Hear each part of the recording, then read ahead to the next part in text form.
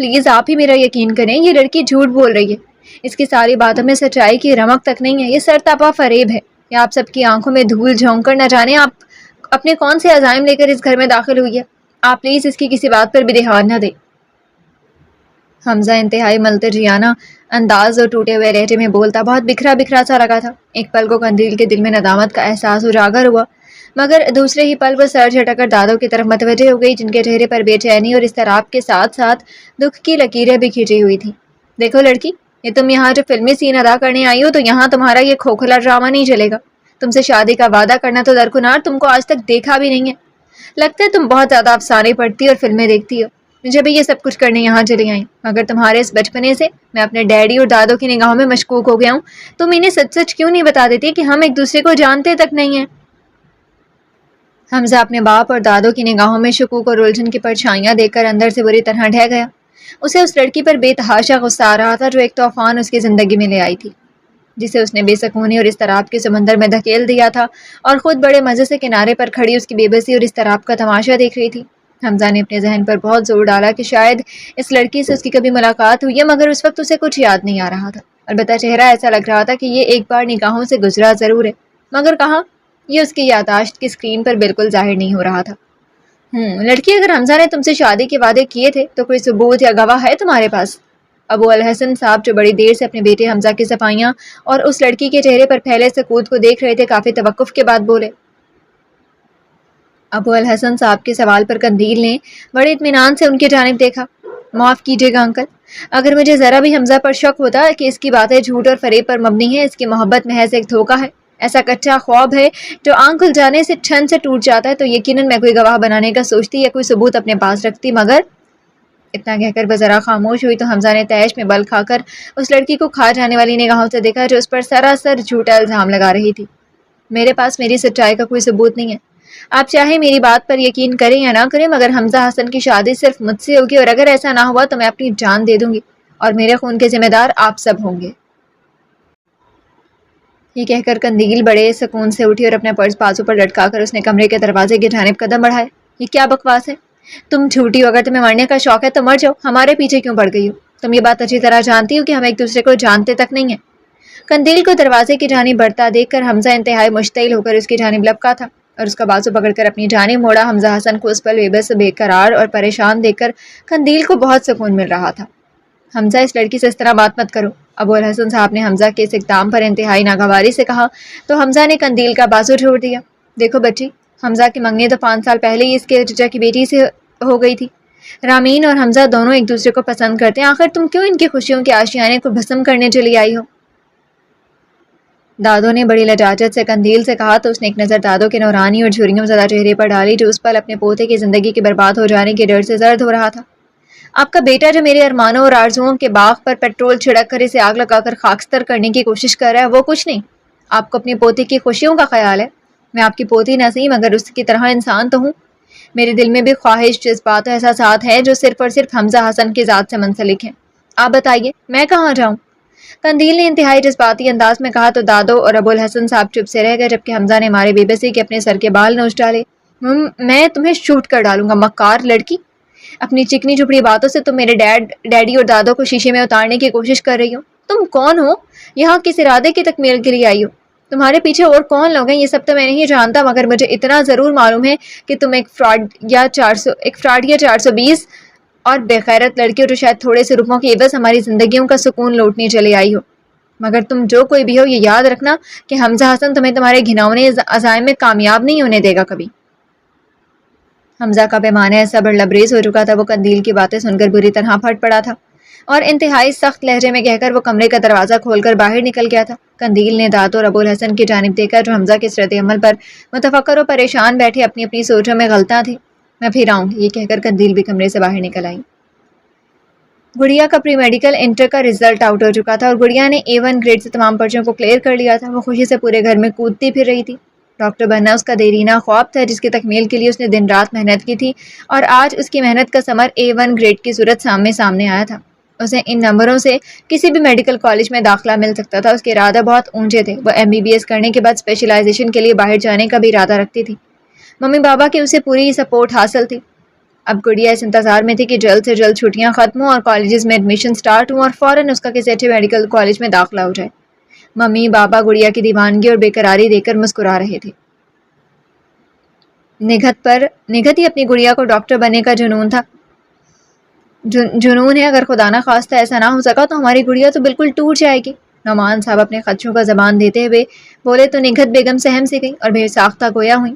اللہ نہ کرے جو ایسا ہو۔ ہماری گڑیا A1 گریڈ میں پاس ہوئی ہے، اس کا انشاءاللہ بہت اچھے میڈیکل کالج میں داخلہ ہوگا اور میں اس کے ایڈمیشن کی خوشی میں بہت بڑی دعوت کروں گی۔ آخر میں وہ خوشی سے بولی، اللہ تمہاری زبان مبارک کرے۔ نعمان صاحب صدقے دل سے بولے تو نگہت بیگم نے فوراً آمین کہا۔ رامین مسلسل رو رہی تھی اور حمزہ اس کے سامنے بے بس مہر بے لب بیٹھا یہ سوچے جا رہا تھا کہ اس لڑکی کو کیسے خاموش کرائے جو اس کی زیست کا عنوان تھی، دل کی دھڑکن تھی، اس کی سانسوں میں بستی تھی۔ اسے رہ رہ کر قندیل نامی لڑکی پر تاؤ آ رہا تھا جو کھجور کی طرح آسمان سے ٹپکی تھی، جسے وہ جانتا تک نہیں تھا، اور بڑے اطمینان سے وہ پرس جلاتی ان کے گھر آ دھمکی اور مزے سے گھر کے تمام مکینوں کی سر پر بلاسٹ کر گئی کہ حمزہ نے اسے شادی کے عہد و پیما کیے ہیں، ساتھ جینے مرنے کی قسمیں کھائی ہیں۔ جہاں اس سچویشن سے حمزہ کے گھر والے بھی پریشان تھے، وہاں رامین اس کی متاع حیات کے گھر والے بھی حواس باختہ تھے، جو حمزہ کی چچرزاد ہونے کے ساتھ ساتھ اس کی منگیتر بھی تھی، اور عنقریب وہ اتنے طویل انتظار کے بعد رشتہ ازدواج میں منسلک ہونے ہی والے تھے کہ یہ دھماکہ ہو گیا۔ رامین تم کیوں رو رو کر خود کو ہلکان کر رہی ہو؟ تمہارے یہ آنسو میرے دل پر گر رہے ہیں، پلیز خاموش ہو جاؤ۔ کیا تمہیں اپنے حمزہ پر بھروسہ نہیں ہے؟ وہ لڑکی سراسر جھوٹ ہے، فراڈ ہے، نہ جانے کس مقصد کے تحت اس نے یہ گھناؤنی سازش میرے خلاف کی ہے۔ حمزہ رامین کے رونے سے ضد ہو کر بولا تو رامین دوپٹے کے پلو سے اپنی سرخ ناک رگڑ کر بمشکل گویا ہوئی۔ حمزہ میں سوچ بھی نہیں سکتی تھی کہ فلموں میں دیکھی اور افسانوں میں پڑھی سچویشن میرے ساتھ ہو جائے گی۔ مجھے تم پر بھروسہ ہے، مگر وہ لڑکی کیوں تمہیں بدنام کرنے پر تلی ہوئی ہے؟ آخر کوئی تو وجہ ہوگی۔ یہی تو میری سمجھ میں نہیں آ رہا کہ آخر کیا وجہ ہے کہ وہ لڑکی میری زندگی برباد کرنے پر کیوں تلی ہوئی ہے۔ حمزہ نے دائیں ہاتھ کا مکہ بنا کر بائیں ہاتھ پر مارتے ہوئے الجھ کر کہا، میں نے اپنے ذہن پر بہت زور دیا کہ یہ لڑکی کون ہو سکتی ہے، میں اس سے پہلے ملا بھی ہوں یا نہیں، مگر مجھے کچھ یاد نہیں آ رہا۔ البتہ وہ چہرہ میں نے کہیں دیکھا ضرور ہے، کہاں یہ مجھے نہیں یاد۔ حمزہ خدا کے واسطے تم اس مسٹری کو جلد از جلد حل کرو، پاپا اس بات سے بہت ڈسٹرب ہے۔ رامین روتی ہوئی آواز میں بولی، میں کوشش تو کر رہا ہوں نا، تم پلیز یہ رونا دھونا بند کرو، مجھے تکلیف ہو رہی ہے، بس مجھ پر بھروسہ رکھو، انشاءاللہ میں جلد اس لڑکی کی حقیقت تک پہنچ جاؤں گا۔ حمزہ رامین کو دلاسا دیتے ہوئے بولا، جبکہ ذہن اس وقت بری طرح الجھا ہوا تھا۔ گڑیا کا ایڈمیشن شہر کے مصروف میڈیکل کالج میں ہو گیا تھا۔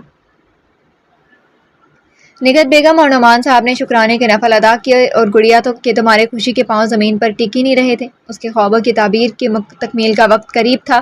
وہ خواب جو اس نے بچپن سے دیکھے تھے، کامیاب ڈاکٹر بننا، لوگوں کی تکلیفوں کو دور کر کے انہیں راحت پہنچ جانا۔ پاپا آپ دیکھیے گا، ایک دن میں بہت بڑی ڈاکٹر بنوں گی اور آپ کا نام خوب روشن کروں گی۔ گڑیا باپ کے گلے میں باہیں ڈال کر لاڈ سے بولی، بالکل، میرا بیٹا ضرور ایک دن بہت بڑا ڈاکٹر بنے گا اور ہمیں بھی اسے دکھانے کے لیے اپوائنٹمنٹ لینی پڑے گی۔ نعمان صاحب ہنس کر بولے، اوفو پاپا، میں آپ کا علاج پیسوں سے تھوڑی کروں گی۔ گڑیا برا مان کر بولی تو نگہت بیگم مسکرا کر گویا ہوئی، ابھی تو تمہارا ایڈمیشن ہوا ہے، تمہیں تو کافی سال پڑھنا ہے، پھر کہیں جا کر تم ڈاکٹر بنو گی۔ ہاں امی، مجھے بہت سا پڑھنا ہے اور میں خوب محنت اور لگن کے ساتھ پڑھوں گی، گڑیا عزم سے بولی۔ سر آپ کی فیانسی آپ سے ملنے آئی ہیں، وہ ایک میٹنگ میں مصروف تھا جب پی این نے اندر آ کر اطلاع دی۔ پی این کی بات سن کر وہاں بیٹھے ڈاکٹرز نے حمزہ کو مانی خز نگاہوں سے دیکھا۔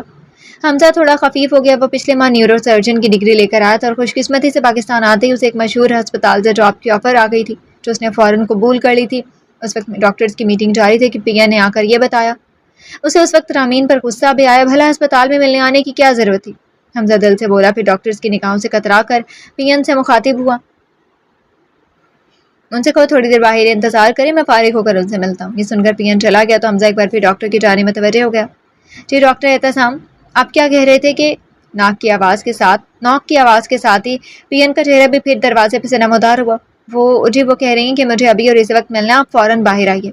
حمزہ کو آج پہلی بار رامین پر بے تحاشا طیش آ رہا تھا۔ اس ہسپتال میں اس کی نئی جاب لگی تھی اور رامین اس کی ریپوٹیشن مٹی میں ملانے پر تلی ہوئی تھی۔ میرا خیال میں ڈاکٹر حمزہ آپ اپنی فیانسی سے جا کر مل لیجیے، لگتا ہے انہیں بہت ایمرجنسی ہے۔ سینئر ڈاکٹر مشتاق اسپاٹ لہجے میں بولے تو حمزہ بری طرح شرمندہ ہو گیا۔ جی ڈاکٹر مشتاق، ایکسکیوز می، میں ابھی آتا ہوں، حمزہ خفت سے بولا اور تیز تیز قدموں سے دروازے سے باہر نکل گیا۔ کہاں ہے وہ محترمہ؟ حمزہ نے پی این سے پھاڑ کھا جانے والے انداز میں استفسار کیا۔ وہ جی ویٹنگ روم میں، پی این میں نہ کر بولا تو حمزہ رامین کے خبر لینے کے غرض سے ویٹنگ روم کی جانب آ گیا اور جو ہی دروازہ کھولا وہ کرنٹ کھا کر اپنی جگہ جم کر رہ گیا۔ تو تمہاری ہمت کیسے ہوئی یہاں آنے کی اور اپنے آپ کو میری فیانسی بنانے کی؟ رامین کی جگہ قندیل کو دیکھ کر حمزہ بھونچکا رہ گیا، پھر انتہائی دقت سے اپنے آپ کو بولنے پر آمادہ کیا۔ کیوں؟ یہاں آنے کے لیے ہمت کی کیا ضرورت ہے؟ اور جہاں تک بات ہے آپ کی فیانسی بننے کی، تو کچھ ہی عرصے میں ہماری شادی تو ہونے والی ہے نا؟ قندیل کندھے اٹھا کر انتہائی اطمینان سے بولی تو، اور اس کا یہ سکون حمزہ کو آگ لگا گیا۔ بھاڑ میں جاؤ تم اور تمہاری یہ گھٹیا پلاننگ! کیا تم اس طرح کے اوچھے ہتھ کنڈوں سے مجھے حاصل کر لو گی؟ حمزہ بری طرح سے لگ کر چلا کر بولا، پھر مان خیال آیا کہ وہ اس وقت ہسپتال میں کھڑا ہے تو اپنی آواز نیچی کر کے مگر گھبرا کر اس کے قریب آ کر بولا، میں تمہارا گلا دبا دوں گا بے شرم لڑکی! تمہیں اپنی عزت کا پاس ہے نا خیال؟ مگر میں تمہاری یہ بے غیرتی افورڈ نہیں کر سکتا۔ تمہاری خیریت اسی میں ہے کہ تم چپ چاپ اپنی منحوس صورت لے جاؤ اور دوبارہ بھول کر بھی میری زندگی میں دخل اندازی کرنے کی کوشش مت کرنا۔ بے شرم لڑکی! قندیل تنزیہ مسکرا کر استہزائیہ انداز میں بولی، پھر انتہائی عجیب نظروں سے حمزہ کی آنکھوں میں جھانک کر گویا ہوئی، بے شرم لڑکی تم نے مجھے بنایا ہے، سنا حمزہ حسن؟ آج جو میں بے غیرتی کا لبادہ اڑے تمہارے سامنے کھڑی ہوں، اس کی ذمہ دار صرف اور صرف تم ہو، سمجھے تم؟ میں؟ حمزہ نے حیرت بھری نگاہوں سے اسے دیکھتے ہوئے کہا، پھر کچھ سوچ کر بولا، دیکھو ہو سکتا ہے کہ تمہیں کوئی غلط فہمی ہو گئی ہو، میری تو آج تک کسی لڑکی سے دوستی تک نہیں رہی۔ میں نے جب سے شعور سنبھالا ہے، رامین کی محبت کی خوشبو کو اپنے آس پاس محسوس کی ہے۔ تم یقیناً کسی بڑی غلط فہمی کا شکار ہو۔ مجھے کوئی غلط فہمی نہیں ہے حمزہ حسن، خیر میں پھر آؤں گی۔ یہ کہہ کر وہ بڑے سکون سے اس کے قریب سے نکل کر چلی گئی تھی اور حمزہ بے بس سا کھڑا پیچ و تاب کھا کر رہ گیا۔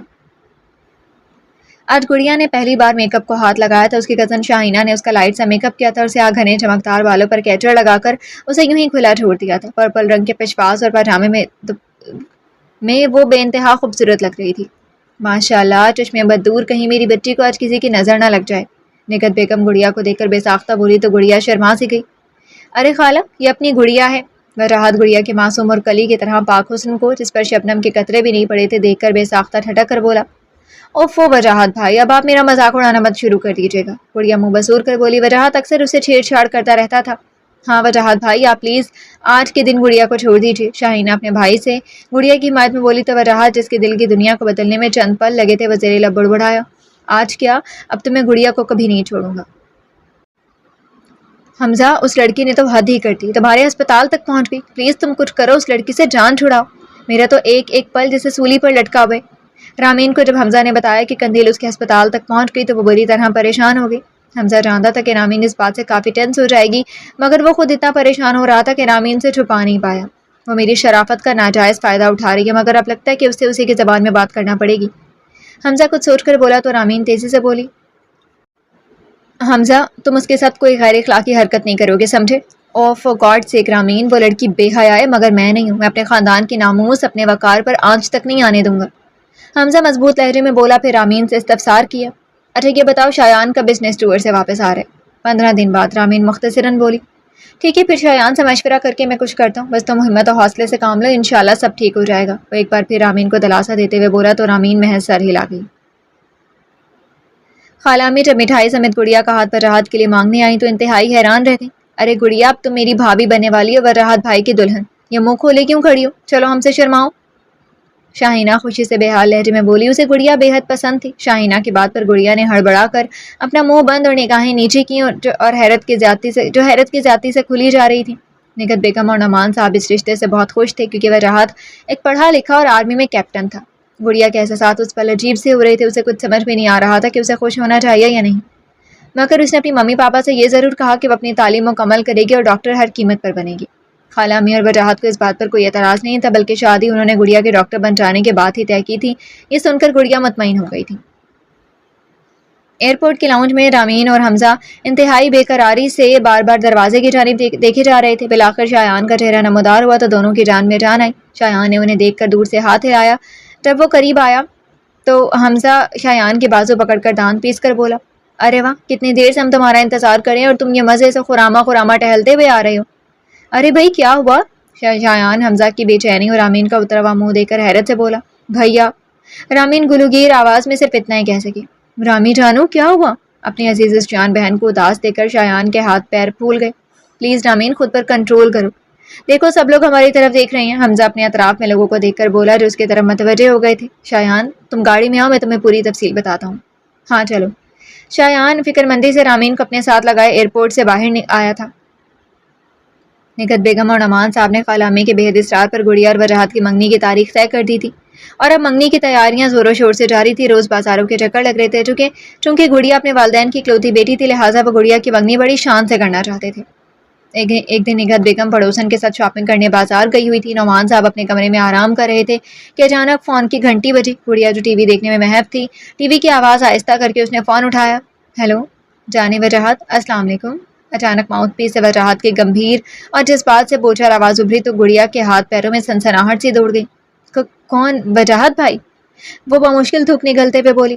ارے مجھ پر اتنا بڑا ستم کیوں؟ پلیز بھائی تو مت کہو, صرف وجاہت کہو. وجاہت دہائی دے کر بولا تو گڑیا بڑی بری طرح سٹپٹا گئی. وجاہت آپ کیسی باتیں کر رہے ہیں؟ کچھ بھی سمجھ میں نہیں آ رہا. گڑیا اٹک اٹک کر بولی تو وجاہت نے اس کی حالت زار سے محسوس ہو کر کہا لگایا, جس پر گڑیا برا مان کر بولی.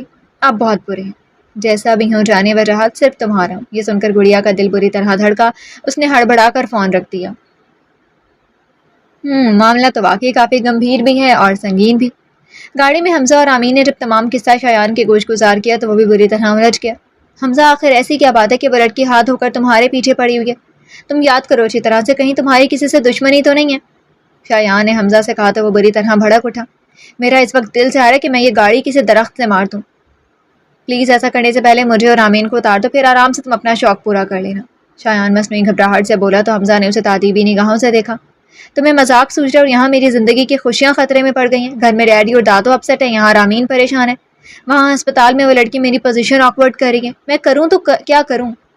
اور بھیا پاپا کہہ رہے ہیں کہ جہاں رائی ہوتی ہے وہیں پہاڑ بنتا ہے. رامین نے بھی مداخلت کی تو حمزہ نے تیش کے عالم میں اسٹیئرنگ پر مکہ دے مارا. لو اور سنو, اب چچا جان بھی مجھ سے بدگمان ہو رہے ہیں.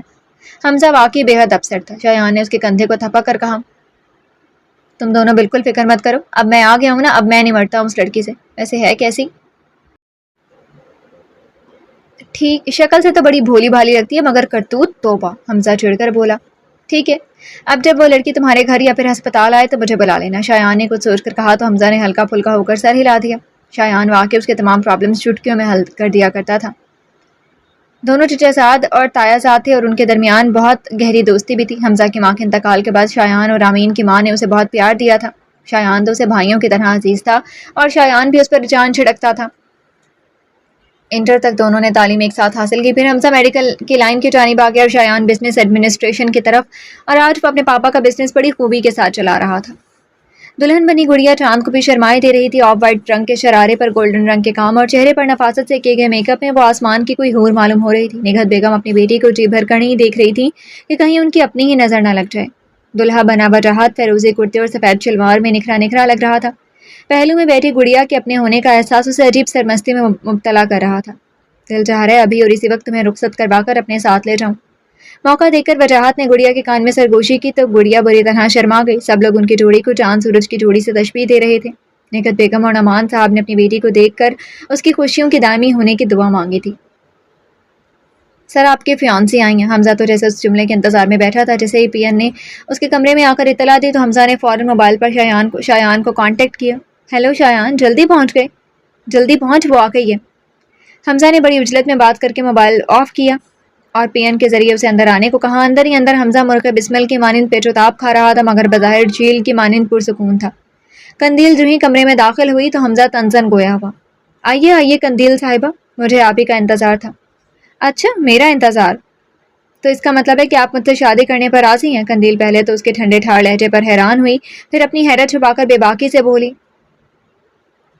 جی بالکل, ابھی قاضی صاحب آنے والے. حمزہ سرد لہجے میں بولا تو حمزہ کا اطمینان قندیل کو اندر سے مضطرب کر گیا مگر اس نے کمال ضبط سے اپنی کیفیت پر پردہ ڈالا. اتنے سالوں سے وہ صرف صبر و ضبط ہی تو کرتی آ رہی تھی. کیا لیں گی آپ, چائے یا ٹھنڈا؟ حمزہ کے دوسرے جملے پر وہ اچھی خاصی پریشان ہو اٹھی, پھر اسے ٹٹولتی نگاہوں سے دیکھ کر بولی. آپ واقعی مجھ سے شادی کرنے پر رضامند ہیں؟ آپ کو کیا لگتا ہے؟ حمزہ نے الٹا اسی سے سوال کر ڈالا. دیکھیں حمزہ صاحب, آپ چاہیں یا راضی ہوں یا نہ ہوں, شادی تو آپ کو مجھ سے ہی کرنی پڑے گی. قندیل ازلی بے پرواہی سے بولی جو اس کی طبیعت کا خاصہ تھی. اچھا تو آپ میرے ہاتھ پاؤں بندھوا کر میری کنپٹی پر پستول رکھ کر مجھ سے شادی کریں گی؟ حمزہ استہزائیہ انداز میں بولا. اگر آپ مجھ سے شادی نہیں کریں گے تو آپ یہ بھی بھول جائیے کہ میرے جیتے جی رامین آپ کی زندگی میں داخل ہوگی. وہ زہر کن لہجے میں بولی تو حمزہ کو اپنی صبر کی تنابیں بلاخر چھوڑنی پڑی. Oh you shut up cheap girl, تم ہوتی کون ہو ایسا کرنے والی؟ میں تمہارا گلا دبا دوں گا. शौक से दबा दीजिए, वो उसकी आंखों में आंखें डालकर बोली तो हमजा बखूबी समझ गया कि उस लड़की को ना अपनी नुस्वानियत के पंदार की परवाह है और ना अपनी जान की। ये लड़की वाकई उसकी ज़िंदगी तहोबाला करने आई है और बेहद साबित कदम भी है। देखो प्लीज़ मुझे बताओ कि तुम्हें मेरे पास किसने भेजा है, तुम्हारा मकसद क्या है, आखिर मैंने तुम्हारा क्या बिगाड़ा है। हमजा नरम पड़ते हुए बोला। अभी कंदील कुछ कहती कि अचानक दरवाज़ा नॉक होकर एकदम से खुला। कंदील की चूंकि दरवाजे की जानिब पीठ थी, उसने चौंक कर दरवाजे की सिमत निगाह उठाई तो नवारिद को देखकर हमजा की आवाज़ कमरे में गूंजी। शायान, ये है वो मोहतरमा जो मुझसे शादी करने के जुनून में अपनी तमाम शर्मो हया को बालाए ताक रखकर औरत जात का नाम बदनाम करने पर तुली हुई हैं। हमजा की इस कड़वी बात पर कंदील के चेहरे पर एक साया सा गुजरा जिसे शायान की ज़ीरक निगाहों ने फौरन भांप लिया। शायान चलता हुआ कंदील के करीब आया और उसके सामने रखी कुर्सी पर बैठ गया। मेरा नाम शायान है, शायान हैदर। पेशे के एतबार से मैं बिजनेसमैन हूँ, शायान ने सहूलत से कहा तो कंदील अपने मखसूस अंदाज में बोली। तो मैं क्या करूँ? अगर आप शायान हैदर हैं और बिजनेसमैन भी हैं तो मैडम आप मुझे पसंद कर लें। ये बेचारा तो मंगनी शुदा है, कुछ अरसे में शादीशुदा भी हो जाएगा, मगर मैं बिल्कुल कवारा हूँ, शायान मज़े से बोला तो कंदील एकदम जुज़बुज़ सी हो गई, जबकि हमजा को शायान के गैर संजीदा अंदाज पर गुस्सा आने लगा। शायान तुम हमजा तुम ज़रा वार्ड का चक्कर लगा कर आओ, शायान ने हमजा के बाद दरमियान में कता करके कहा तो हमजा ना चाहते हुए भी कमरे से बाहर निकल गया। अब बोलिए मिस कंदील, शायान कंदील से पूरी तरह मुतवज्जह होकर बोला तो फैरूजी और पिंक इम्तजाज के कॉटन के सूट में सादा सी बालों की चुटिया बनाई। वो कहीं से कोई शातिर या मक्कार लड़की नहीं लग रही थी। मुझे आपसे कोई बात नहीं करनी, कंदील ने चिढ़कर कहा तो शायान दूबदू बोला। मगर मैं चाहता हूँ कि आप मुझसे बात करें। कितनी खूबसूरत आवाज़ है आपकी, जैसे झरने बह रही हूँ। बस कीजिए मिस्टर, मैं इन बातों से मुतासिर होने वाली लड़की नहीं हूँ। फिर किस किस्म की लड़की हैं आप? आपसे मतलब? तो प्लीज़ मुझसे मतलब रखिए ना। आप इंतहाई ठिठुरी इंसान हैं, जैसा भी हूँ अब सिर्फ आपका बनकर रहूँगा। आप? कंदील ने तिल मिलाकर अपनी अंगुश्ते शहादत उसके जानिब उठाई, मगर जबान कंग हो गई। बड़ी बेबसी से उसने अपनी उंगली को नीचे किया। हमजा को बता दीजिएगा, मैं फिर आऊँगी। ये कहकर कंदील इंतहाई सूरत से कमरे से बाहर निकल गई और बाहर खड़ा हमजा पिलर की ओट में खड़ा कंदील के बाहर निकलने का मंतजर था। जैसे ही वो बाहर निकली, हमजा गड़ाप से अंदर आया और इंतहाई बेताबी से बोला। क्या हुआ? क्या कहा उसने? मेरे भाई थोड़ा सब्र से काम लो, बस अब तुम चैन की नींद सो। ये लड़की इस मैदान की खिलाड़ी नहीं है, बहुत आसानी से मेरे काबू में आ जाएगी। शायान हमजा के कंधे पर हाथ रखकर बोला तो हमजा ने इत्मीनान की गहरी सांस खींचकर फिजा में खारिज की।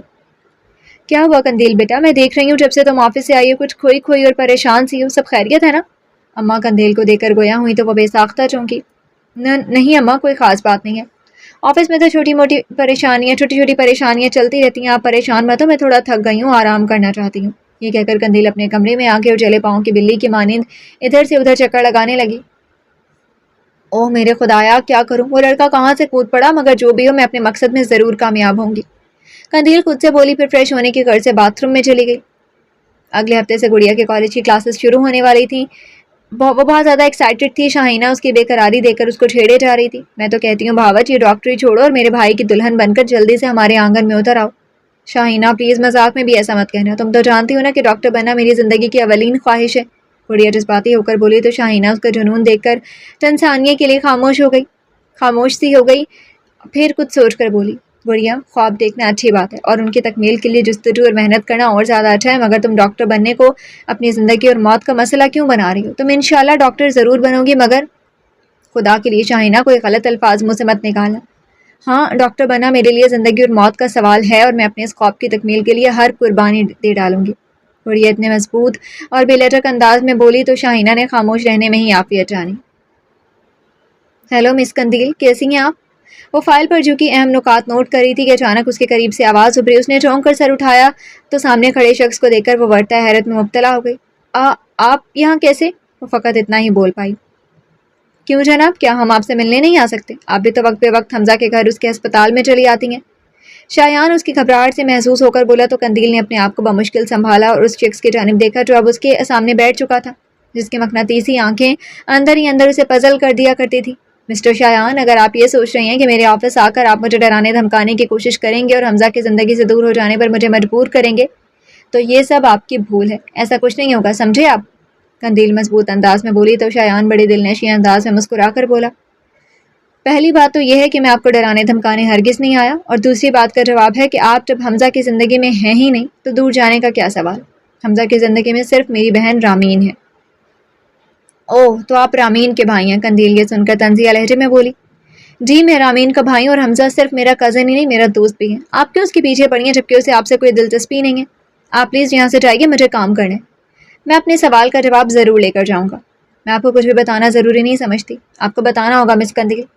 آپ یہاں سے چلے جائیے. سوال ہی نہیں پیدا ہوتا. شایان کرسی پر مزید پھیل کر بیٹھ گیا. قندیل نے اسے تادیبی نگاہوں سے دیکھا. مرون رنگ کے شلوار سوٹ میں ہمیشہ کی طرح سادہ سے چٹیا بنائے جس کے بل سے 2-3 لٹیں نکل کر اس کے چہرے سے چھیڑخانی کر رہی تھی. آنکھوں میں پراسرار سے خاموشی لگی. یہ لڑکی اسے بہت خاص لگی.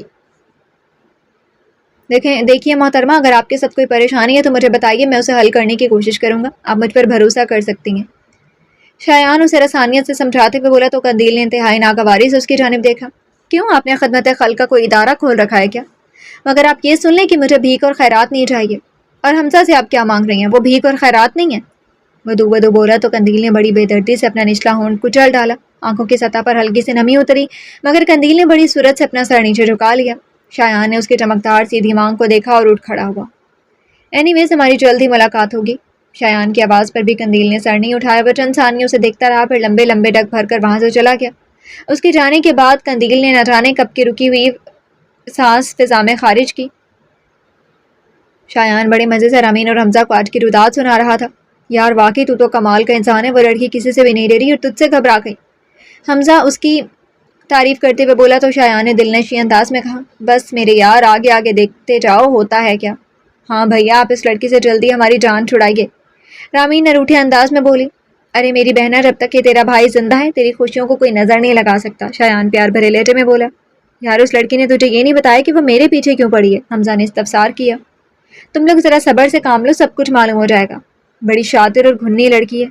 نہیں حمزہ, وہ لڑکی شاطر نہیں ہے, یہ تو میں دعوے سے کہہ سکتا ہوں. اچانک ذہن کے پردے پر قندیل کا چہرہ لہرایا تو شایان سوچ کر بولا, مگر یار ایک شریف اور باحیا لڑکی ایسی گھٹیا اور اوچھی حرکت کبھی نہیں کر سکتی جو یہ لڑکی کر رہی ہے. ڈیڈی اور دادوں کے پاس آ کر کہنا کہ حمزہ نے میرے ساتھ وقت گزارا ہے, مجھ سے شادی کا وعدہ کیا ہے اور بڑی بے باکی سے اسپتال سے میں آ کر میری فیانسی کہہ کر مجھ سے ملنا. حمزہ بدگمانی سے بولا. اس کے پیچھے کوئی نہ کوئی وجہ ضرور ہے جو اس نے اپنے دل میں چھپا رکھی ہے شایان, اور وہ وجہ میں ضرور جان کر رہوں گا. شایان مضبوط انداز میں بولا. اندھیرے کمرے میں تکیا منہ پر رکھے وہ جاگ رہی تھی یا شاید سو گئی تھی, اماں کو معلوم نہیں ہو سکا. انہوں نے کمرے کی بتیاں جلائیں تو پورا کمرہ روشنی سے منور ہو گیا. قندیل نے بے ساختہ کھٹکے کی آواز پر تکیا منہ سے ہٹایا. قندیل, مغرب کا وقت ہونے والا ہے, دونوں وقت جب ملتے ہیں تو سونا نہیں چاہیے. اماں حلاوت سے بولی تو نہ چاہتے ہوئے بھی قندیل کوہنیوں کے بل اٹھ بیٹھی اور اپنے بکھرے بالوں کا جوڑا بنا کر اماں سے بولی. بس تھوڑا سر میں درد تھا, اس لیے کچھ دیر کو آنکھ لگ گئی. اماں کو نہیں بتاؤ گی کیا پریشانی ہے تجھے؟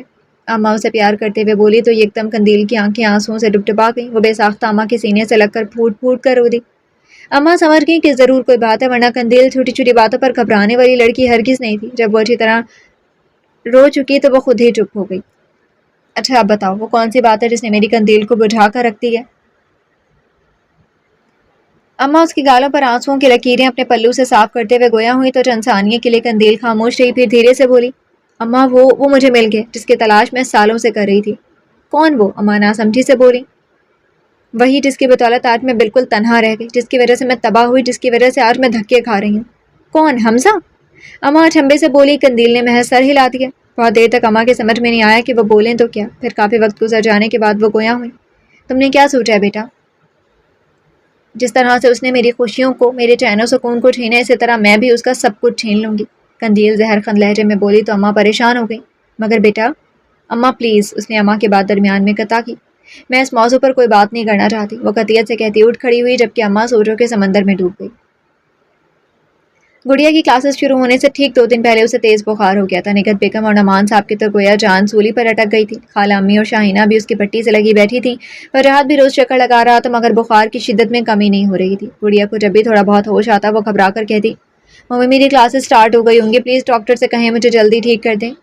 گڑیا جانو تم فکر مت کرو, تو تھوڑے دن کی کلاسز مس ہو جائیں گی تو کوئی فرق نہیں پڑے گا, تم جلدی کور کر لو گی. بس اس وقت تم ذہن پر کوئی بوجھ مت لو. نعمان صاحب اس پر جھکے اسے پیار سے کرتے ہوئے بولے تو گڑیا نے ایک بار پھر نقاہت کے عالم میں اپنی آنکھیں بند کر لی. آپا میری بچی ٹھیک تو ہو جائے گی نا؟ نگہت بیگم روحان سے لہجے میں بولی تو خالہ امی نے انہیں دلاسا دیتے ہوئے کہا, ارے بھائی کیوں ٹھیک نہیں ہوگی میری بہو, بس تم اللہ پر بھروسہ رکھو. قندیل آفس آئی تو چپڑاسی نے مزدہ سنایا کہ اسے باس بلا رہے ہیں. وہ پہلی فرصت میں ان کے کمرے میں گئی تو وہ بڑے پرتپاک انداز میں ملے۔ ارے بھائی آئیے مس قندیل، پلیز بیٹھیے۔ اپنے باس کی اس قدر خوش اخلاقی دیکھ کر وہ حیران تھی کیونکہ وہ خاصے چڑچڑے واقع ہوئے تھے۔ بات دراصل یہ ہے مس قندیل کہ میرے دوست کے بیٹے کی کمپنی میں اکاؤنٹ مینیجر کی پوسٹ خالی ہے۔ انہوں نے کہا کہ کوئی محنتی اور دیانتدار انسان چاہیے، تو مجھے تمہارا خیال آ گیا۔ وہاں تمہاری سیلری بھی ڈبل ہوگی اور دیگر مراحت بھی ملیں گی۔ باس کی بات سن کر قندیل کو اپنی خوش نصیبی پر یقین نہیں آیا۔ واقعی سر، وہ لوگ مجھے اکاؤنٹ مینیجر کی پوسٹ دے رہے ہیں؟ قندیل پڑتے جذبات میں گر کر بولی۔ ہاں بھائی بالکل دے رہے ہیں، میں شاکر سے کہہ کر تمہارے تمام ڈیوز کلیئر کروا دیتا ہوں۔ تم کل ہی وہاں جوائن کر لو، میں تمہیں ایڈریس دیتا ہوں۔ باس سہولت سے بولے تو قندیل نے خوشی سے لبریز لہجے میں کہا، thank you sir, thank you so much. Hamza نے دادا اور ڈیڈی کی منت سماجت کر کے شادی کی تاریخ لینے رامین کے گھر بھیج دی اور وہاں شایان نے اپنے والدین کو خوب سمجھا بجھا دیا تھا کہ ایک اجنبی اور جھوٹی لڑکی کی باتوں میں آ کر آپ کیوں ان دونوں کی زندگیاں برباد کر رہے ہیں۔ بالآخر اگلے چاند کی پہلی تاریخ کو شادی کا دن ٹھہر گیا تھا۔ رامین اور حمزہ بہت خوش تھے مگر دل میں خوف تھا کہ قندیل کوئی ہنگامہ کھڑا نہ کرتے۔ آج موسم صبح سے ہی خوشگوار تھا۔ قندیل کو نئی کمپنی جوائن کی 1 ہفتہ ہو گیا تھا۔ وہ وہاں کے ماحول سے کافی مطمئن تھی اور اپنا کام بھی دلجمی کے ساتھ کر رہی تھی۔ آفس سے واپسی پر وہ تاریخ روڈ اتر گئی۔ اسے اماں اور اپنے لیے کچھ کپڑے لینے تھے۔ ہلکی ہلکی بوندا باندی اور صبح ہوا نے قندیل کی طبیعت پر اچھا اثر ڈالا تھا۔ وہ مگن سے ایک دکان میں داخل ہوئی اور دکاندار سے کاٹن کے مختلف پرنٹس نکلوانے لگی۔ یوں ہی دیکھتے دیکھتے اس کی نگاہ سامنے گئی تو جیولر کی دکان میں حمزہ اور رامین کو انتہائی خوشگوار انداز میں اندر داخل ہوتے دیکھا۔ حمزہ کو خوش دیکھ کر اس کے تن بدن میں آگ لگ گئی۔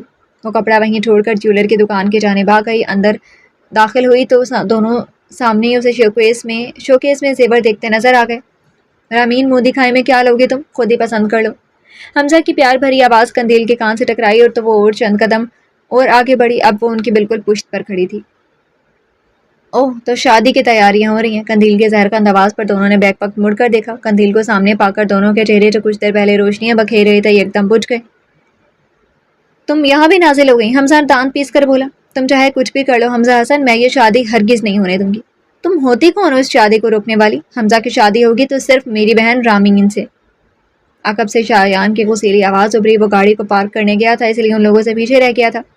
قندیل نے مڑ کر شایان کو دیکھا۔ وہ آج پہلی بار اسے غصے میں دیکھ رہی تھی۔ جب میری شادی حمزہ سے ہو جائے گی تو آپ کو معلوم ہو جائے گا کہ کون ہوتی ہوں میں۔ قندیل شایان کو خاطر میں لائے بغیر رامین کو دیکھتے ہوئے بولی جس کا چہرہ لٹھے کی مانند سفید پڑ گیا تھا اور رامین کی یہ حالت شایان کو مزید اشتعال دلانے کے لیے کافی تھی۔ حمزہ، رامین، تم آرام سے شاپنگ کر لو، میں اس لڑکی سے نمٹتا ہوں۔ یہ کہہ کر شایان نے اس کی کلائی پکڑی اور زبردستی باہر لے آیا۔ چھوڑو جنگلی انسان۔ ہاتھ میں پڑی کانچ کی چوڑیاں ٹوٹ کر قندیل کی کلائی میں پیوست ہو گئی تھی۔ گھبراہٹ اور تکلیف میں قندیل چلا کر بولی مگر شایان نے جیسے کانوں میں تیل ڈال رکھا تھا۔ وہ ہنوز اسے گھسیٹتا ہوا پارکنگ کی طرف آیا۔ ارد گرد گزرتے راہگیر بھی یہ تماشا دیکھنے رک گئے مگر آج کل کے حالات کے پیش نظر کسی کی ہمت نہیں ہوئی کہ وہ شایان سے قندیل کا ہاتھ چھڑواتا۔ شایان نے اسے فرنٹ سیٹ پر دھکیلا۔ اس سے پہلے کہ وہ اترتی شایان تیزی سے ڈرائیونگ سیٹ پر بیٹھا اور اس کا ہاتھ مضبوطی سے تھام کر گاڑی سٹارٹ کر دی۔ کہاں جا رہی ہے مجھے لے کر؟ میں کہتی ہوں روکو گاڑی، وہ چلا کر بولی مگر شایان انتہائی ریش ڈرائیونگ کر رہا تھا۔ قندیل نے کافی ہاتھ چلائے شایان کے چنگل سے آزاد ہونے کے لیے مگر وہ کامیاب نہیں ہو سکی۔ گاڑی اب شہر سے نکل کر سنسان جگہ پر آ گئی تھی۔ پھر فلیٹس کا نہ ختم ہونے والا سلسلہ شروع ہو گیا تھا۔ یہ شاید کوئی نیا علاقہ تھا۔ ایک فلیٹ کے کمپاؤنڈ میں آ کر شایان نے گاڑی روکی اور پھر دوسری جانب کا دروازہ کھول کر اسے ایک بار پھر گھسیٹتا ہوا فلیٹ کے اندر لے آیا۔ فرسٹ فلور پر بنے ایک فلیٹ کے دروازے پر اس نے دستک دی تو ایک لڑکا نمودار ہوا۔ ارے شایان تم؟ پھر جب اس کی نگاہ قندیل پر پڑی تو خاموشی سے راستے سے ہٹ گیا۔ شایان اسے کھینچتا ہوا کمرے میں لایا اور بستر پر دھکیل دیا اور باہر جا کر دروازہ لاک کر دیا۔ شایان نے یہ سب اتنا افراتفری میں کیا کہ قندیل کی آواز پوری طرح جاتے رہے۔ اس نے بری طرح دروازہ پیٹ ڈالا مگر جواب نہ تھا۔ تقریباً 1 گھنٹے کے بعد شایان اندر داخل ہوا۔ اس کے چہرے کا پتھریلا پن اور بھینچے ہوئے ہونٹ قندیل کو سہمائے دے رہے تھے۔ قاضی صاحب اور گواہ کا بندوبست ہو گیا۔ اگر سیدھی شرافت سے نکاح نامے پر سائن نہیں کیے تو تمہاری اماں کل کا سورج نہیں دیکھیں گی، انتہائی سنگ دلانہ انداز میں کہہ کر شایان یہ جا وہ جا جبکہ قندیل بھونچکا کھڑی رہ گئی اور پھر 15 منٹ بعد ہی وہ قندیل شایان بن گئی تھی۔ اپنی بے بسی پر اور شایان کے ظلم پر وہ پتھر کی ہو گئی۔ شایان جب دوبارہ کمرے میں آیا تو انتہائی تمسخرانہ انداز میں اسے دیکھ کر بولا، اب کرو تم حمزہ سے شادی، اب دیکھتا ہوں میں کہ تم کس طرح ارمین اور حمزہ کی شادی رکواتی ہو۔ شایان کے زہر میں مجھے الفاظ نے بھی قندیل کے ساکت و صامت وجود پر کوئی اثر نہ ڈالا۔ وہ ہنوز بیٹھی رہی۔ شایان کا خیال تھا کہ وہ چیخے گی، چلائے گی، بعید نہیں کہ اپنے ناخنوں سے اس پر حملہ کر دے مگر ایسا نہیں ہوا۔ اور جب وہ کافی دیر یوں ہی بیٹھے ہوئے ہو گئی تو شایان کی آواز گونجی، گھر چل رہا ہے یا پھر سہاگ رات منانی ہے؟ उस पल कंदील बुरी तरह चौंकी। उसने खाली खाली निगाहों से शायान को देखा तो शायान उठ खड़ा हुआ। आओ तुम्हें घर छोड़ दूँ, ये कहकर वो बाहर निकल आया और कंदील का इंतजार करने लगा। उसका दोस्त उन्हें तन्हाई फराहम करके बाहर चला गया था, जिसकी बीवी आजकल अपने मैके लाहौर गई हुई थी। 15 मिनट गुजर चुके थे मगर कंदील बाहर नहीं आई थी। वो भी सोच ही रहा था कि अंदर जाए कि एकदम छन से किसी चीज़ के टूटने की आवाज़ आई थी। वो तेज़ी से अंदर की जानिब लपका तो कंदील ने शोपीस से ड्रेसिंग के आईने को तोड़ा और आईने का टुकड़ा अपनी कलाई में फेरना ही चाहती थी कि शायान चीते की तेज़ी से कंदील पर झपटा और कांच उसके हाथ से लेकर एक ज़ोरदार थप्पड़ रसीद किया। कंदील थप्पड़ किताब ना लाकर सोफे पर जा गिरी। तुम पागल तो नहीं हो गई हो? अपनी जान लेने चली थी। शायान ने बिफर कर उसके दोनों बाजुओं का झंझोड़ा तो कंदील गोया ब्लास्ट हो गई। हाँ हाँ, जान ले रही थी ताकि तुम लोग सुकून से रहो। रामीन और हमजा का घर बस जाए, तुम्हें इत्मीनान मिल जाए, और मुझे क्या? मुझे सुकून नहीं चाहिए क्या? फूलों की रहगुजर सिर्फ तुम लोगों के लिए। मेरे दामन में क्या सिर्फ कांटे हैं? गम के कांटे, बेसुकूनी और इस्तराब के कांटे, जुदाई के कांटे, बदनामी के कांटे, बेहयाई और बेशर्मी के कांटे। बोलो, जवाब दो। क्या इस जिंदगी की खुशियों पर मेरा कोई हक नहीं है? बोलते बोलते कंदील का सांस थूकने की माने चलने लगा। शायान चुपचाप खड़ा उसे देखे गया जो उसे बिल्कुल नॉर्मल नहीं लग रही थी। फिर एकदम वो यूं खामोशी जैसे चाबी की खिलौने की चाबी खत्म हो जाने पर वह साकित हो जाता है। उसने अपने कपड़े दुरुस्त किए और दुपट्टा ज़मीन से उठाकर स्पाट लहजे में बोली, मुझे घर जाना है।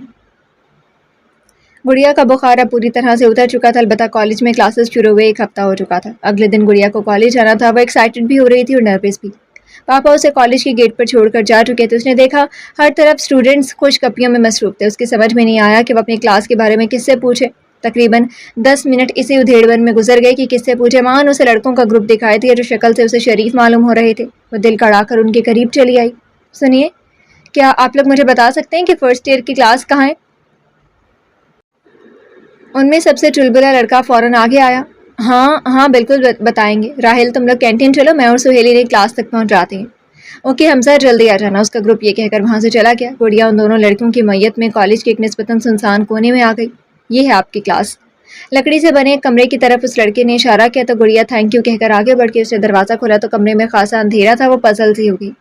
अरे मैडम, आप अंदर तो जाइए, यही आपका क्लासरूम है, वह लड़का फिर बोला। तो गुड़िया ने हिम्मत करके 2 कदम और आगे बढ़ाए मगर ये क्या? बाहर से एकदम कुंडी बंद करने की आवाज़ आई। मैडम, ये कॉन्फ्रेंस रूम है, आप थोड़ी देर यहाँ आराम कीजिए, हम कैंटीन से होकर आते हैं। वैसे मैं हमजा हसन हूँ, फाइनल ईयर का स्टूडेंट, और नए स्टूडेंट्स की रैगिंग करना मेरा काम है। बाहर से आती आवाज़ ने गुड़िया को बुरी तरह हवास बाख्ता कर दिया। देखिए हमजा साहब, प्लीज़ दरवाज़ा खोल दीजिए, मुझे यहाँ बहुत घबराहट हो रही है, मेरा दम घुट रहा है। मगर गुड़िया की आवाज़ लकड़ी के दरवाजे में दब कर रह गई। थोड़ी देर बाद उसका सर चकराने लगा और वह ज़मीन पर गिरती चली गई। वो गिरती पड़ती घर में दाखिल हुई तो अम्मा उसकी दुगरगू हालत देखकर धक से रह गई। कंदील, मेरी बच्ची, क्या हुआ? अम्मा, गुड़िया एक बार फिर टूट गई, चकनाचूर हो गई, रेजा रेजा हो गई। अम्मा, आज फिर मुझ पर जुल्म हो गया। ये ज़मीन क्यों नहीं फटती कि मुझे अपनी आगोश में ले ले? कहते कहते कंदील कश खाकर गिर पड़ी। कंदील, मेरी बच्ची, मेरी गुड़िया। अम्मा उसकी हालत जार देखकर फूट फूट कर रोने लगी।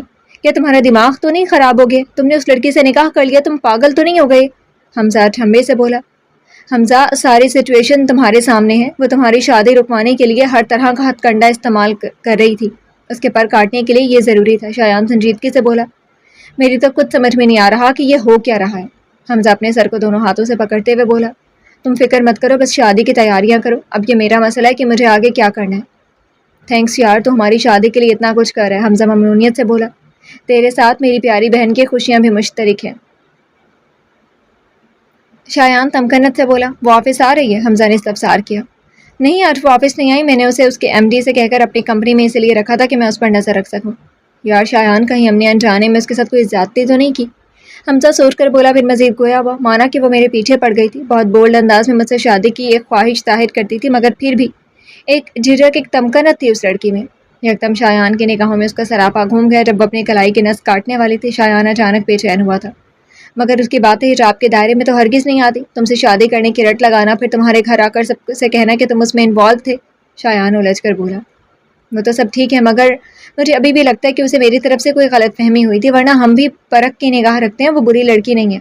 हमजा ठोस लहजे में बोला तो एकदम शायान को उसकी हड़बड़ाहट याद आ गई जो अक्सर उसे अपने सामने पाकर उस पर तारी हो जाती थी। तुम इन बातों को छोड़ो और शादी की तैयारियां करो, सिर्फ 2 हफ्ते रह गए हैं। शायान सर झटक कर बोला, मगर कोई चुभन उसे बेचैन किए दे रही थी।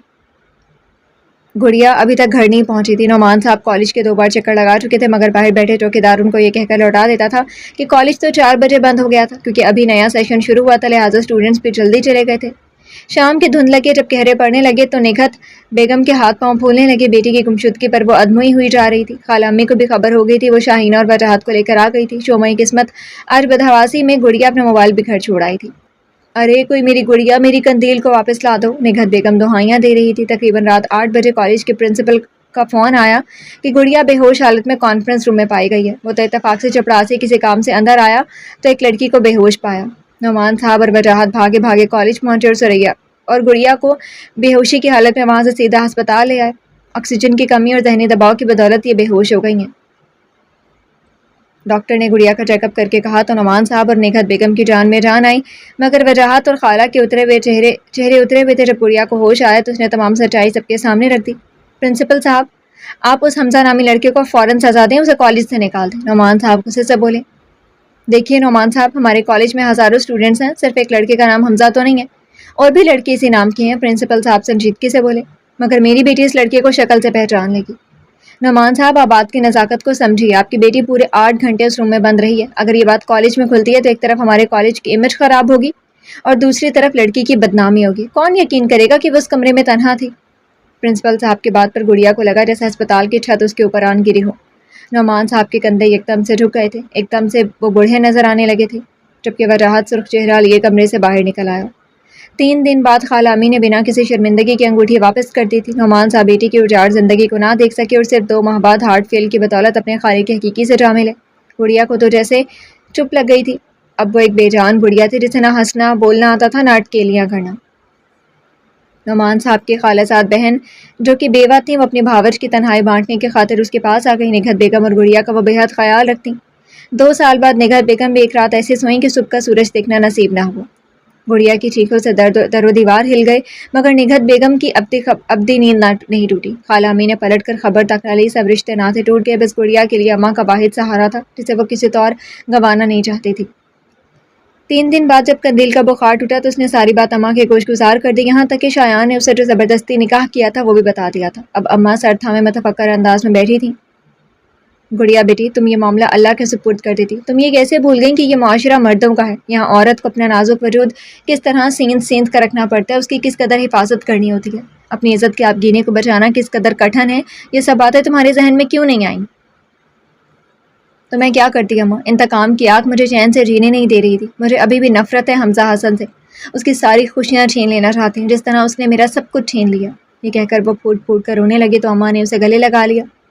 1 हफ्ते बाद कंदील ऑफिस आई तो उसे ये मसला सुनाया गया कि बदीन में मौजूद फैक्ट्री के अकाउंट सेक्शन में कोई घपला हो गया, लिहाजा वहाँ जाकर उसे जांच पड़ताल करनी होगी। मगर ज़मीर साहब, मैं अभी बीमारी से उठी हूँ, इतना लंबा सफ़र मेरे लिए ठीक नहीं है। वो उलझ कर बोली, मैडम आप फिक्र मत करें, हम आप सबको सुपर लग्जरी गाड़ी में भेजेंगे, बस 3 दिन की तो बात है। ज़मीर साहब उसे कन्विंस करते हुए बोले तो वो खामोश हो गई, वरना हो सकता था कि उसे इस जॉब से हाथ धोना पड़ जाते, और ये जॉब वो किसी से कीमत पर गंवाना नहीं चाहते थे। अगले दिन 2-3 जोड़े लेकर और अम्मा से इजाज़त लेकर वो बदीन के लिए निकल पड़ी। आज रामीन और हमजा की रस्म मेहंदी थी। हर तरफ हड़बूंग मची हुई थी। शायान ने जानबूझकर बहाने से कंदील को कराची से बाहर भेज दिया था ताकि ऐन वक्त पर वो रंग में भंग न डाल सके। ढेर सारे काम निपटाकर वो थोड़ी देर के लिए कमर सीधी करने की गर्ज से बिस्तर पर लेटा तो यकदम उसका मोबाइल बज उठा। स्क्रीन पर ड्राइवर पीर बख्श का नाम था, जो कंदील को लेकर बदीन गया था। हाँ पीर बख्श, बोलो मैडम, और तुम पहुँच गए बदीन? वो साहब, मैडम न जाने किधर खो गई हैं। पीर बख्श घबराई हुई आवाज़ में बोला तो शायान को अपने आसाब खींचते हुए महसूस हुए। क्या बकवास कर रही हो तुम? कहाँ गुम हो गई मैडम? वो लेटे से यकदम उठ बैठा। वो साहब, गाड़ी में थोड़ी ख़राबी आ गई थी, मैडम भी नीचे उतर आई। घना जंगल और दरख्त वगैरह देखकर बोली, मैं अंदर से देकर आती हूँ। साहब, मैंने मना भी किया कि इंसान अंदर जाकर जंगल का रास्ता भूल जाता है, मगर वो ना मानी। ड्राइवर मिनमिना कर बोला, ओह माय गॉड, कंदील जंगल में चली गई। वो घबरा कर खुद से बोला और मोबाइल बंद करके एक लम्हा भी ज़ाया किए बिना गाड़ी की चाबी लेकर बाहर की जाने भागा। ओ मेरे खुदा, अगर इस सरफरी लड़की को कुछ भी हुआ तो मैं ज़िंदगी भर खुद को माफ़ नहीं कर पाऊँगा। कंदील तुम कहाँ चली गई? इंतहाई रैश ड्राइविंग करता शायान दिल ही दिल में मुखातिब था। वो जल्द से जल्द उस मुकाम तक पहुंचना चाहता था जहां से कंदील गायब हुई थी। उसने परेशान होकर आसमान की जानिब देखा तो थका मांदा सूरज अब गुरूब की तैयारियों पर था। आसमान की वसअतों में फैली नन्ही मुन्नी किरणें भी दम तोड़ रही थीं और रात की स्याही ने आसमान के कोनों पर अंधेरा बखेरना शुरू कर दिया था। रात होने वाली है, जंगल में अंधेरा काफ़ी बढ़ गया होगा। कहीं कोई जंगली जानवर कंदील को नुकसान न पहुँचाते। وہ بآواز خود سے بولا اور گاڑی کی رفتار مزید بڑھا دی۔ گاڑی اس پل ہواؤں سے باتیں کرنے لگی۔ امی بھیا کہاں ہیں؟ میں نے ان کے کمرے اور باتھ روم میں دیکھا، وہ کہیں نہیں ہے۔ شام ہوتے ہی رامین کا گھر بقائے نور بن گیا۔ ہر طرف مہمانوں کی چہل پہل اور مہندی کی تیاریاں عروج پر تھیں۔ اسی پل رامین نے سوچا کہ وہ شایان کے کپڑے استری کر دیتی ہے۔ یہی سوچ کر وہ شایان کے کمرے میں آئی، مگر شایان کا کہیں آتا پتہ نہیں تھا۔ اوفو، یہ لڑکا ان وقت پر کہاں چلا گیا؟ تم اس کے موبائل پر فون کرو اور فوراً گھر آنے کو کہو، اس اجرت میں بول کر وہ دوبارہ ملازمین کی طرف متوجہ ہو گئی۔ تو رامین کچھ سوچتی ہوئی ٹیلی فون سٹینڈ تک آئی۔ شایان کا نمبر اس نے 3-4 بار ملایا، مگر ہر بار یہی آواز آئی کہ آپ کا مطلوبہ نمبر اس وقت بند ہے۔ یہ بھیا کہاں چلے گئے؟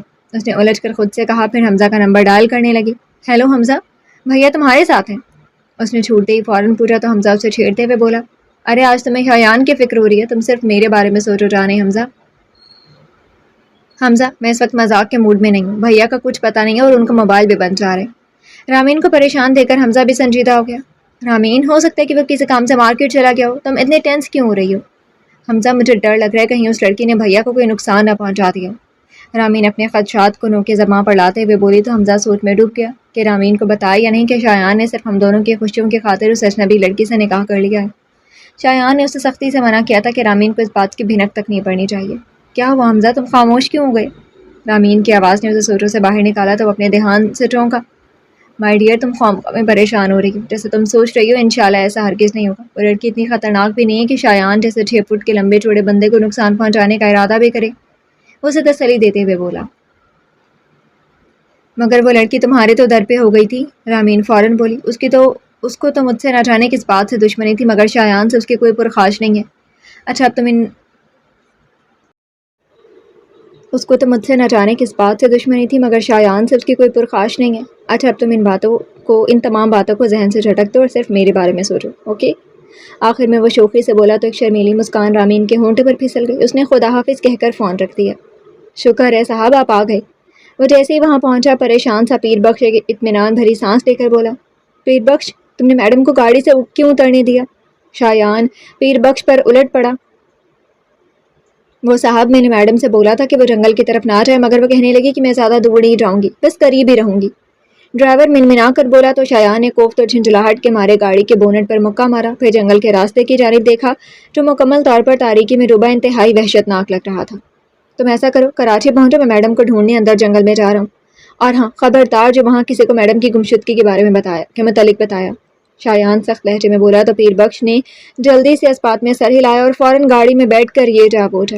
شایان نے تیزی سے گاڑی کے اندر سے ٹارچ نکالی اور اللہ کا نام لے کر جنگل کے اندر داخل ہو گیا۔ اس پل چہار سو اندھیرا اور خاموشی کا راج تھا۔ دور سے کسی جنگلی جانور کی آوازیں بھی آ رہی تھی۔ شایان اس وقت شدید ذہنی دباؤ کا شکار تھا، اسے قندیل کی بے تحاشا فکر ہو رہی تھی۔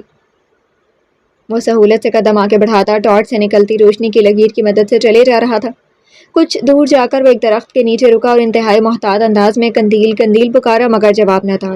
یا اللہ، میں اس گھنے جنگل میں سرپھری لڑکی کو کہاں ڈھونڈوں؟ شایان زور سے بڑبڑایا، پھر ایک سمت کا تعین کر کے اس جانب نکل پڑا۔ اف، کیا ضرورت پڑی تھی مجھے اس جنگل میں آنے کی؟ اچھا خاصا روڈ پر گاڑی ٹھیک ہونے کا انتظار کرتی۔ رات کی تاریکی میں یہ جنگل کتنا بھیانک لگ رہا ہے، جس کی خوبصورتی دیکھنے کے چکر میں مری جا رہی تھی۔ اب بھگتو قندیل صاحبہ۔ قندیل ایک بڑے سے پتھر پر بیٹھی دہشت زدہ نگاہوں سے اپنے چاروں اطراف میں دیکھتی ہوئی خود سے بولی، نہ جانے صبح تک میں زندہ بچوں گی بھی نہیں کہ نہیں، یا کوئی جنگلی جانور۔ اتنا سوچتی اسے جھرجھری آ گئی۔ اف میرے خدا، کیا کروں؟ کیا میری موت کا وقت آن پہنچا ہے؟ وہ بھی بسی سے سوچے گئی۔ کم از کم مرنے سے پہلے میں اماں سے تو مل لیتی۔ آنسوؤں کے آبشار نے اس کی گلابی آرزوں کو بھگو دیا۔ اس نے اپنے پاؤں کی طرف دیکھا جو جنگل میں بھٹک جانے کے باعث پاگلوں کی طرح باہر کا راستہ ڈھونڈتے ہوئے زخمی ہو گئے تھے۔ اب جو میری تقدیر میں لکھا ہے وہی ہوگا، ڈرنے یا گھبرانے کا کیا فائدہ؟ اس نے بھیگی پلکوں کو آپس میں بھینچ کر سوچا کہ مان اس کے کانوں میں مانوس سی آواز گونجی، قندیل، قندیل۔ اس نے جھٹ سے آنکھیں کھولی، اسے لگا خدا نے موت عنایت کرتے ہوئے یکدم زندگی اس کی جھولی میں ڈال دی ہو۔ وہ تیر کی تیزی سے اٹھی۔ میں یہاں ہوں۔ قندیل کی مدھم آواز شایان کے کانوں تک بخوبی پہنچی تھی۔ وہ تیزی سے اس سمت بھاگا جہاں سے اسے آواز آنے کا شبہ ہوا تھا، اور دوسری پل وہ کسی نسوانی وجود سے بری طرح ٹکرایا تھا۔ اس نے صورت سے اپنے دونوں ہاتھوں سے اس وجود کو سنبھالا، ورنہ وہ زمین بوس ہو جاتا۔ اس نے جلدی سے زمین پر پڑی ٹارچ اٹھائی اور اس کی روشنی میں اس وجود پر ڈالی۔ اگلے پل اس نے گہری اطمینان بھری سانس فضا میں خارج کی، پھر یکدم کچھ یاد آنے پر اس پر برس پڑا۔ کس نے تمہیں مشورہ دیا تھا کہ تم گاڑی سے اترو؟ اور اگر گاڑی سے اتر بھی گئی تھی تو یہ بھیانک جنگل دیکھنے کا شوق کیوں کر چرایا تھا؟ تم انتہائی احمق اور بیوقوف لڑکی ہو۔ قندیل شایان کو یوں گرجتا دے کر پہلے تو حیران ہوئی، پھر بری طرح الجھ گئی۔ آپ یہاں کیسے آئے؟ میں تو اپنی کمپنی کی طرف سے بدین جا رہی تھی، آپ کو کس نے اطلاع دی کہ میں یہاں جنگل میں بھٹک گئی ہوں؟ قندیل اسے مشکوک نگاہوں سے دیکھتے ہوئے بولی تو چند ثانیے کے لیے شایان بالکل ساکت رہ گیا۔ اس لیے کہ تم میری بیوی ہو، شایان نگاہ چراتے ہوئے بولا۔ مسٹر شایان، مجھے پوری بات سچ سچ بتائیے، آپ یہاں کیسے پہنچے؟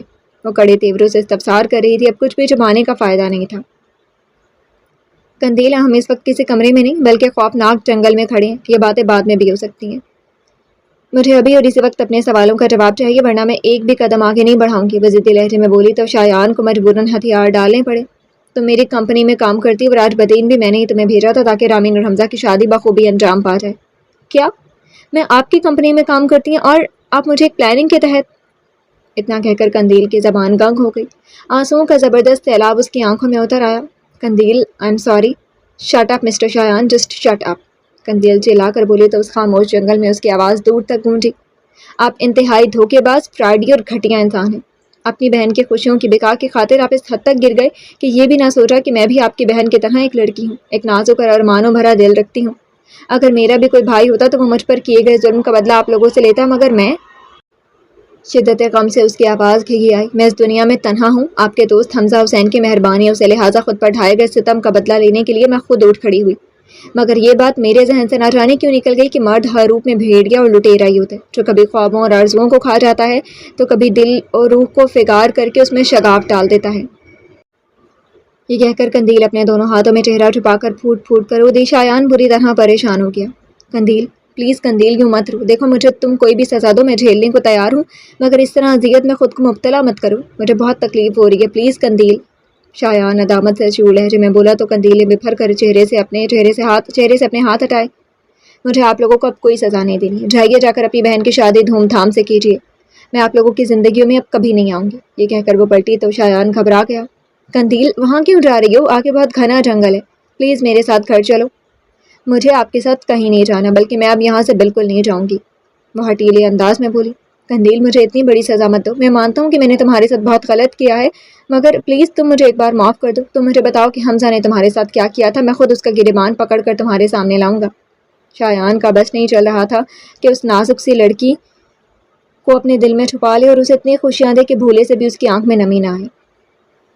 مجھے آپ کی اس مہربانی کی قطعاً ضرورت نہیں ہے، وہ بے دردی سے اپنے گالوں سے آنسو صاف کر کے بولی۔ پلیز قندیل، مجھے بتاؤ حمزہ نے ایسا تمہارے ساتھ کیا کیا تھا کہ تم جیسے نازک کلی ایک سخت چٹان بن گئی، جو انتقام کی آگ میں اس حد تک چلی گئی کہ ایک حیا دار باسمت ہونے کے باوجود وہ بے شرم، چالاک و مکار کے القاب سنتی رہی۔ شایان لجاجت سے بولا تو قندیل نے اپنے بے جان قدموں سے چلتی ہوئی قریب کھڑے درخت کے کونے پر کمر ٹکا کر بیٹھ گئی اور آنکھیں بند کر کے ماضی کی گلیوں میں اتر گئی۔ ڈاکٹر بننا میرا شوق ہی نہیں بلکہ جنون تھا، وہ بتاتی چلی گئی اور شایان ساکت و صامت کھڑا اس کے ایک ایک لفظ کو سنتا گیا۔ حمزہ کے ایک چھوٹے سے مذاق نے میری زندگی کو طوفان کی نظر کر دیا، میری نیک نامی مجھ سے چھن گئی، میرے والدین مجھے چھوڑ گئے اور خالہ امی انتہائی بے دردی سے منگنی کے ساتھ ساتھ سارے رشتے اور ناطے بھی توڑ گئی۔ یہ کہہ کر قندیل ایک بار پھر منہ ہاتھوں میں چھپا کر رو دی، جبکہ غم و دکھ کی شدت سے شایان سے ایک لفظ بھی بولا نہ گیا۔ اس نے بھی تو اس پر کوئی کم ظلم و ستم نہیں کیے تھے، زبردستی اسے نکاح کیا، پھر ایک اکیلی لڑکی کو یوں بدین بھیج دیا تاکہ شادی میں کوئی بدمزگی نہ ہو۔ کافی دیر تک دونوں کے درمیان خاموشی ہاتھ باندھے کھڑی رہی۔ شایان نے گھڑی پر نگاہ ڈالی تو اس وقت صبح کے 4 بج رہے تھے۔ قندیل، تو میرے ساتھ گھر چلو، میں تمہارے گنہگار کو سارے گھر والوں کے سامنے تمہارے قدموں میں ڈالتا ہوں۔ مجھے اب حمزہ سے کوئی بدلہ نہیں لینا، میں نہیں جا رہی، وہ قطعیت سے بولی۔ پلیز قندیل، صرف ایک بار میرے ساتھ چلو، میری یہ آخری بات مان لو، پھر جو تم کہو گی میں وہی کروں گا۔ شایان لجاجت سے بولا تو قندیل نے چند ثانیوں سے دیکھا، پھر چپ چاپ اس کے ساتھ جانے کو اٹھ کھڑی ہوئی۔ صبح تقریباً 7 بجے وہ کراچی کی حدود میں داخل ہوئے، راستے بھر دونوں نے کوئی بات نہیں کی۔ شایان پرسوچ انداز میں ڈرائیونگ کر رہا تھا، جبکہ قندیل کا ذہن اس وقت کچھ بھی سوچنے سمجھنے کے لائق نہیں تھا۔ گاڑی گھر کے قریب رکی تو گارڈ نے شایان کو دیکھ کر فوراً گیٹ کھولا۔ وہ گاڑی پورچ میں لایا تو لان میں کل رات کی تقریب کی باقیات پڑی تھی۔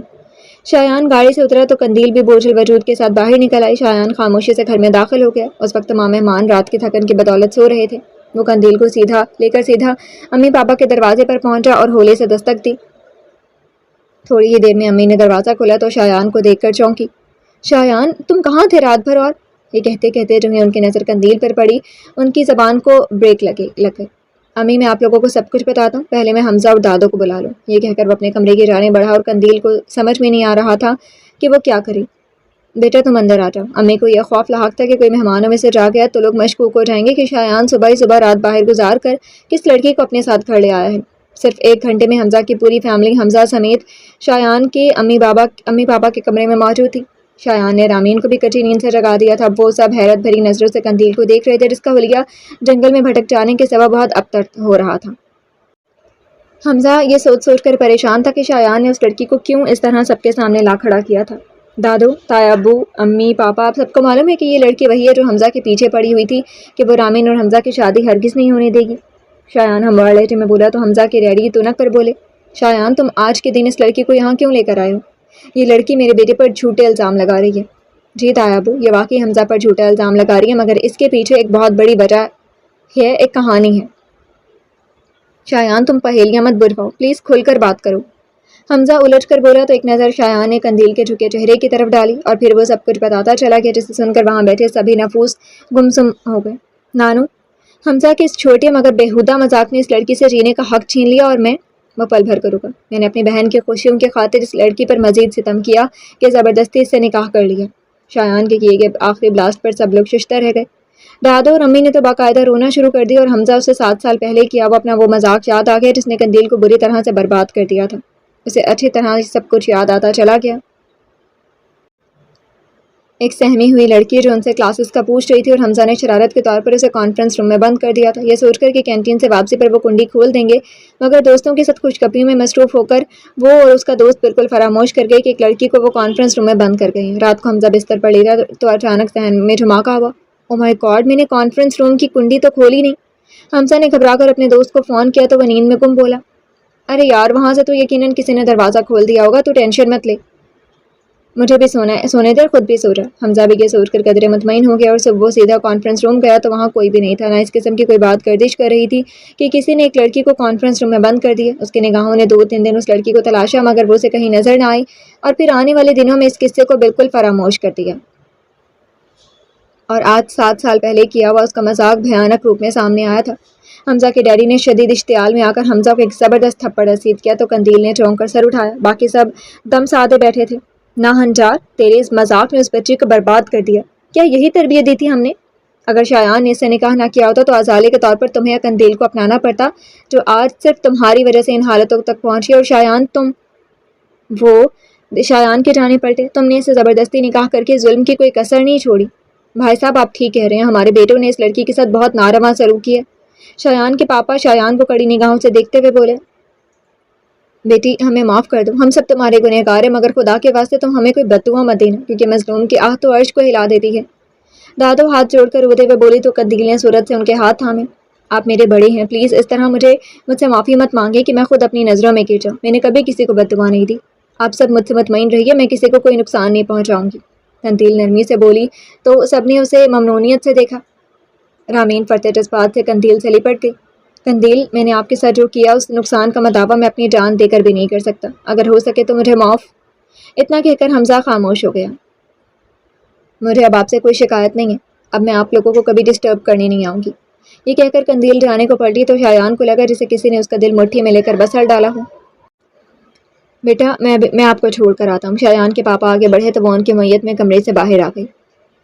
ابھی حمزہ اور شایان کے گھر والے اٹھ کر گئے تھے۔ اماں سے بھی انہوں نے بہت معافیاں مانگی تھی۔ قندیل اور اماں نے صدقے دل سے انہیں معاف بھی کر دیا تھا۔ وہ حمزہ اور رامین کی شادی پر آنے کا بے حد اصرار بھی کر گئے تھے، مگر قندیل نے سہولت سے معذرت کر لی۔ اب وہ اپنے بستر پر لیٹی خالی نگاہوں سے کمرے کی چھت کو تکیے جا رہی تھی کہ مان دروازے کی گھنٹی بجی۔ قندیل گھنٹی کی آواز پر اپنے دھیان سے چونکی اور انتہائی بیزاری سے بستر سے اٹھ کر بغیر پوچھے دروازہ کھول دیا۔ سامنے دلہن بنی رامین اور اس کے عقب میں کھڑے شایان کو دیکھ کر اسے 1000 واٹ کا کرنٹ لگا تھا۔ رامین، تم یہاں اس حالت میں؟ تمہاری تو آج شادی ہے، تمہیں فوراً گھر جانا چاہیے۔ قندیل حیرانی سے بولی تو رامین اندر چلی آئی۔ آپ کو معلوم ہے کہ میں پالر سے سیدھی آپ کے گھر آ رہی ہوں اور اس وقت تک یہاں سے نہیں جاؤں گی جب تک آپ تیار ہو کر میرے ساتھ نہیں چلتی۔ رامین بڑے مزے سے لاؤنج میں رکھے صوفے پر آ کر بیٹھ گئی۔ رامین، یہ کیا بچپن ہے، تم فوراً گھر جاؤ، وہاں سب تمہارا انتظار کر رہے ہیں، اور آپ؟ وہ چڑھ کر شایان کی جانب پلٹی، آپ بھی اس کے بچپنے میں شامل ہو گئے؟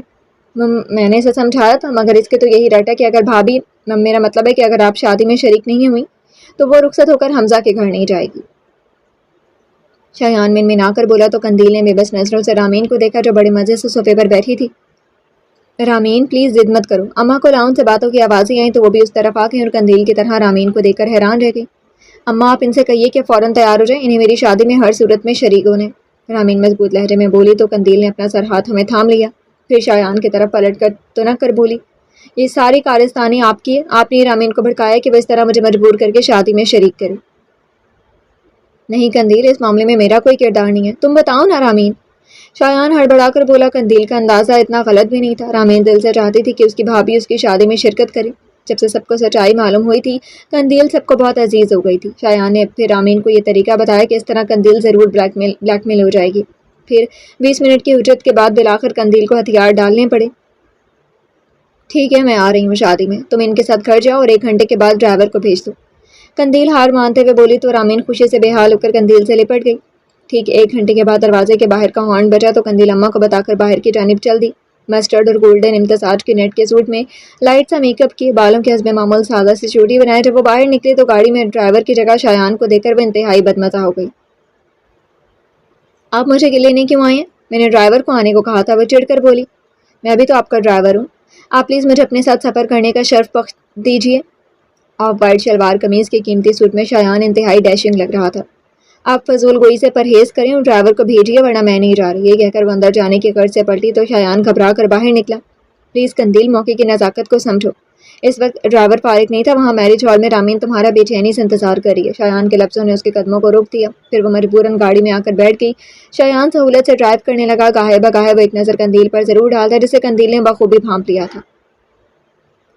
یہ بار بار آپ مجھے کیوں دیکھے جا رہے ہیں؟ سامنے دیکھ کر دھیان سے گاڑی چلائیے، قندیل چھوڑ کر بولی تو شایان اپنی چوری پکڑے جانے پر خفیف سا ہو گیا، پھر کچھ دیر بعد بولا، قندیل کیا میرے لیے معافی کی گنجائش نکل نہیں سکتی ہے؟ تم نے سب کو معاف کر دیا ماں سوائے میرے۔ میں آپ کو قطعاً معاف نہیں کروں گی، آپ نے مجھے بہت ستایا ہے، پلیز میری زندگی بس ایک بار معاف کر دو، آئندہ میں کبھی نہیں ستاؤں گا۔ آپ تمیز سے بات کریں، میں آپ کی زندگی کیوں ہونے لگی؟ تم میری زندگی نہیں میری جان بھی ہو، میں تمہارے سوا زندہ رہنے کا اب تصور بھی نہیں کر سکتا۔ مجھ پر یقین کرو Qandeel, I love you, I really love you, my life, my wife. Shayan جذبات سے بوچھل آواز میں بولا تو قندیل کے دل کے دھڑکنیں زیر و زبر ہونے لگی۔ اس نے سٹ پٹا کر شیشے سے باہر دیکھنا شروع کر دیا۔ میں مانتا ہوں کہ میں نے تمہارے ساتھ بہت غلط کیا، مگر پلیز مجھے مایوس مت لوٹاؤ۔ شایان کی منت بھری آواز اس کے کانوں سے ٹکرائی تو قندیل بری طرح الجھ گئی۔ شایان پلیز مجھے مزید تنگ مت کریں۔ اوکے، میں نہیں کرتا تم کو تنگ، مگر اس دن کا انتظار بڑی شدت اور بے صبری سے کروں گا جب تم مجھے معاف کر کے میری محبت کو اپنے گلے سے لگا لو گی۔ شایان سنجیدگی سے بولا تو ایک لہجے کو قندیل نے اس کے چہرے کی جانب دیکھا جہاں سچائی رقم تھی۔ شایان، مجھے پلٹ کر تمہاری جانب آنا ہے کیونکہ اب تم ہی میری زندگی، میرے جسم و جان کے مالک ہو اور میرے دل کے بھی، اس نے دل میں خود سے کہا اور انتہائی مطمئن ہو کر بیک سیٹ پر سر ٹکا کر آنکھیں موند لی۔ شایان نے اس کے چہرے کی جانب دیکھا جو اس بات کی بھرپور غمازی کر رہا تھا کہ قندیل نے اس کے جیون میں روشنی بکھیر دی ہے۔ وہ اسے والہانہ نظروں سے دیکھ کر ہولے سے مسکرا دیا۔